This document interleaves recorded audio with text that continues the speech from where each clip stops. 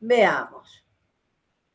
Entonces, primero definimos que el diámetro, ¿cuál es el diámetro mínimo inventariable? Lo definimos en 5 centímetros o 10 centímetros, dependiendo de los autores del tiempo que tengan para el inventario, de la gente que tengan, bueno, definen 5 o 10 centímetros. El diámetro mínimo de cortabilidad. El diámetro mínimo de cortabilidad es decir, por encima de ese diámetro yo puedo cortar los árboles adultos que yo tengo. Y ese diámetro ha sido estipulado para las distintas regiones, para especies principales como el quebracho colorado o quebracho blanco, para la zona del Chaco semiárido está entre 30 y 35 centímetros. Para la zona del Chaco subhúmedo, 45 centímetros. Y para las especies que no son principales, como pueden ser algarrobos, mistoles, bueno, ese tipo de especies del estrato, del estrato que le sigue al dominante, estamos hablando de 25 centímetros para el Chaco semiárido y 35 centímetros para el Chaco subhúmedo. Ese sería el diámetro mínimo de cortabilidad por encima de lo cual voy a extraer todos los árboles. Yo también tengo que definir mi amplitud de clases diamétricas, es decir, eso ustedes también lo han visto en el inventario.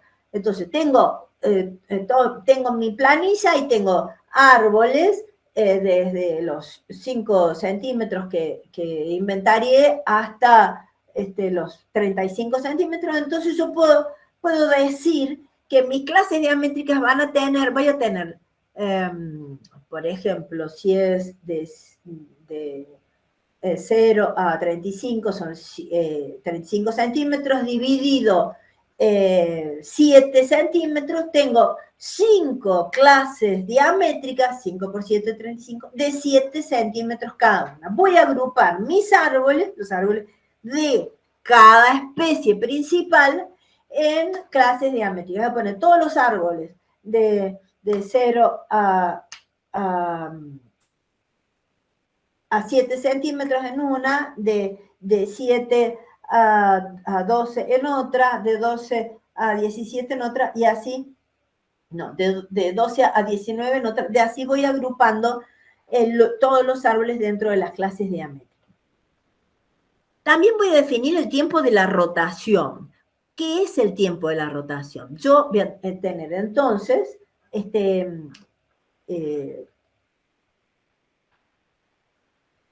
una cierta, el tiempo de la rotación depende, disculpen que me oriento para decirle lo más claro posible, de la velocidad de crecimiento de las especies. El tiempo de la rotación es el tiempo que tarda una clase diamétrica, un árbol de una clase diamétrica en pasar a la siguiente clase diamétrica. ¿Cuánto tiempo tardará un algarrobo en pasar de la clase diamétrica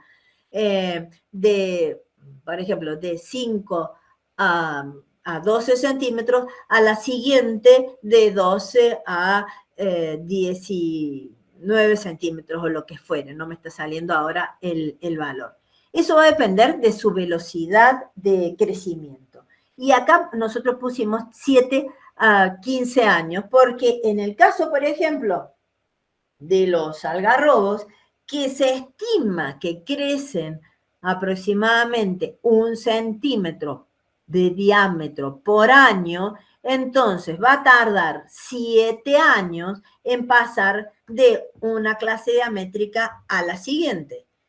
Luego, va a tardar otros 7 años en pasar de esa clase siguiente a la siguiente. ¿Por qué hablamos de 15 años? Bueno, porque en el mismo bosque también tenemos quebracho blanco y tenemos quebracho colorado, que son de crecimiento mucho más lento. Entonces, lo ideal, yo acá puse 15, pero puede ser 14, lo ideal es que sean múltiplos, ¿no? Entonces, yo tengo un tiempo de la rotación de 7 años para algarrobos y de 14 años para quebracho colorado y quebracho blanco. De manera tal que el técnico va a volver a ese lote cada 7 años, en el caso de, para hacer las intervenciones en algarrobos, y cada 2 veces que entre para algarrobo va a entrar para quebracho blanco. Y en esa intervención dentro del lote, el técnico, ¿qué va a hacer? Va a extraer los árboles que hayan llegado al diámetro de cortabilidad y va a extraer todos los árboles que pasan de una clase diamétrica a la siguiente.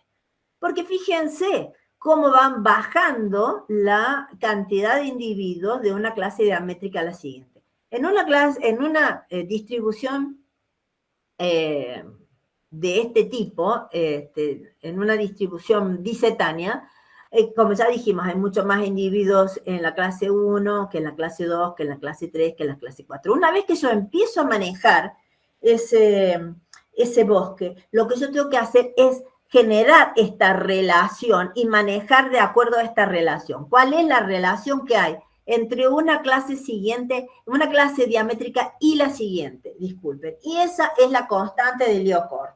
Entonces yo estipulo que entre, la primera no la tengo en cuenta porque la de menor de 5 centímetros, yo tengo un montón de regeneración ahí que después se me va a morir, entonces esa, acá no aplico la relación. Pero entre la clase 2 y la clase 3, si yo divido los individuos de la clase 2 por los individuos de la clase 3, puedo tener una relación de 1,2, 1,6. Yo siempre, si yo trato de mantener esa relación, por encima de esa relación, los árboles que me sobren los puedo ralear. Esa es la constante de Liouville que me está diciendo a mí, bueno, yo extraigo solamente una cierta cantidad de individuos y no más que esos individuos. ¿Se entendió? ¿Es beneficioso hacer ese raleo o se los puede dejar a los árboles? ¿Perdón? Sí. Si es necesario sacar esos árboles o se los puede dejar.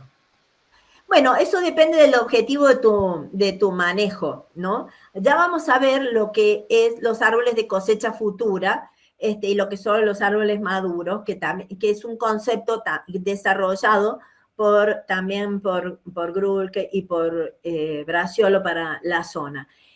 Si yo quiero tener que estos árboles jóvenes acá en estas clases diamétricas sean buenos árboles, acá al final, yo tengo que ralear esto para darles más espacio, que crezcan mejor, para aprovechar el crecimiento potencial que tienen estos árboles. Si yo dejo una densidad demasiado alta, es posible que esté, digamos, dándole competencia a estos árboles de cosecha futura y no obtengan muy buenos árboles. Lo que estoy haciendo va a ser alargando el turno, ¿se entiende?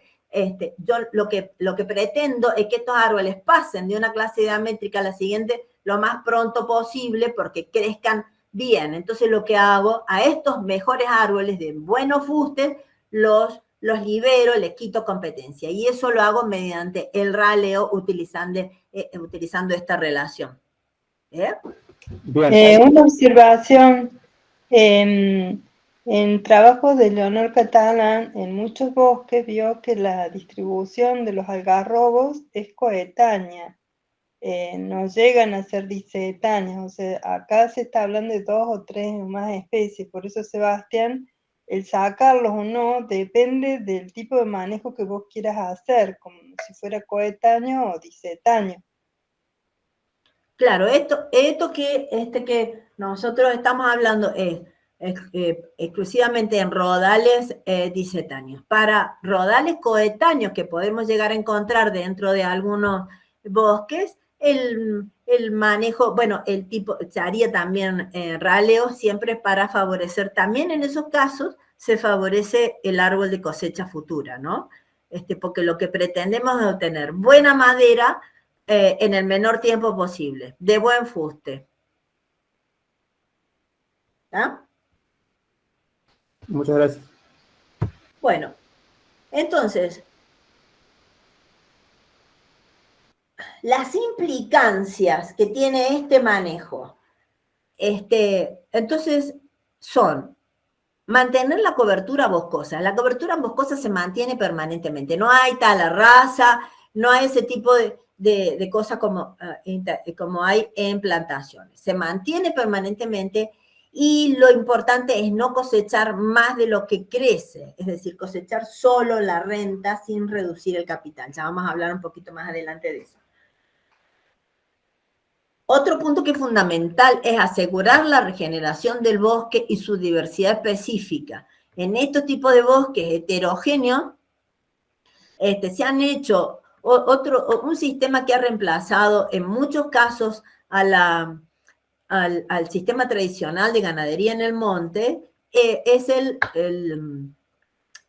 desarbustado total, ¿no? Dejando los árboles y desarbustando totalmente y largando los animales. Eso, lo que no tiene en cuenta es la regeneración del bosque. Lo que se está haciendo ahí es un manejo ganadero bajo árbol, pero sin tener en cuenta la regeneración del bosque. Entonces, en estos sistemas integrados, que es lo que ustedes también han visto, el manejo del bosque con ganadería integrada, algunos de ustedes seguramente lo han escuchado nombrar y otros están trabajando en eso, hay que asegurar la regeneración del bosque y la diversidad específica, es decir, no eliminar todos los arbustos, no eliminar las especies que no nos interesan, reducir su densidad.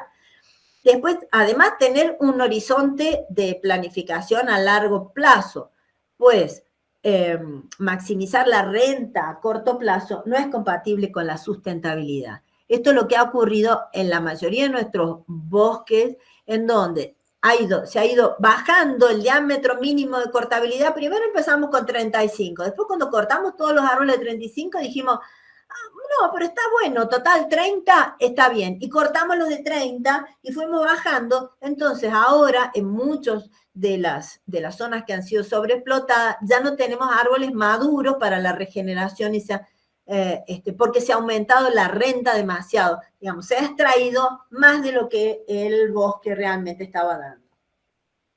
Entonces, por otro lado, monitorear y optimizar la producción y comercialización de los productos. Esto ya entramos en la parte social, que bueno, lo dejé acá, si bien no es tema de nuestra discusión de hoy, pero las implicancias de todo este manejo discetáneo, este manejo integrado, racional y sustentable, también tiene que tener en cuenta los intereses de los grupos sociales y las demás funciones del bosque. Bueno, entonces, en este sistema de manejo se asumen que ingresan cada año al sistema la misma cantidad de individuos que salen. Es, digamos, en esa clase diamétrica 1, a la clase regenerativa, tienen que entrar por lo menos la misma cantidad de individuos que salen por raleos o por la tala final. Si no, hay en algún punto en donde yo hago agua. También estoy asumiendo que los árboles crecen a la misma velocidad durante toda la vida, porque si yo voy a volver cada 7 años o cada 5 años al lote a hacer el aprovechamiento, estoy asumiendo que un árbol joven crece lo mismo que un adulto o que la regeneración, cosa que en realidad no es así, pero si no, no podría manejarlo. Y otra cosa que estoy asumiendo, porque si no, no habría forma tampoco de manejar el bosque nativo, es que los diámetros son proporcionales a la edad. Es decir, cuando yo tengo árboles pequeños, voy a asumir que esos árboles pequeños corresponden a árboles jóvenes, de menor edad. Y cuando tengo los árboles grandes, voy a asumir que tienen cierta edad correspondiente a los datos que yo tengo sobre crecimiento en diámetro. Y bueno, en cuanto a las categorías de árboles dentro de este sistema, las puedo clasificar desde el punto de vista de su fase de desarrollo, como renovales, semimaduros y maduros, y desde el punto de vista de su valor silvicultural, digamos, su valor en el plan, como maduros, de cosecha futura, competidores e indiferentes. Entonces vamos a ver ahora un poquito esto.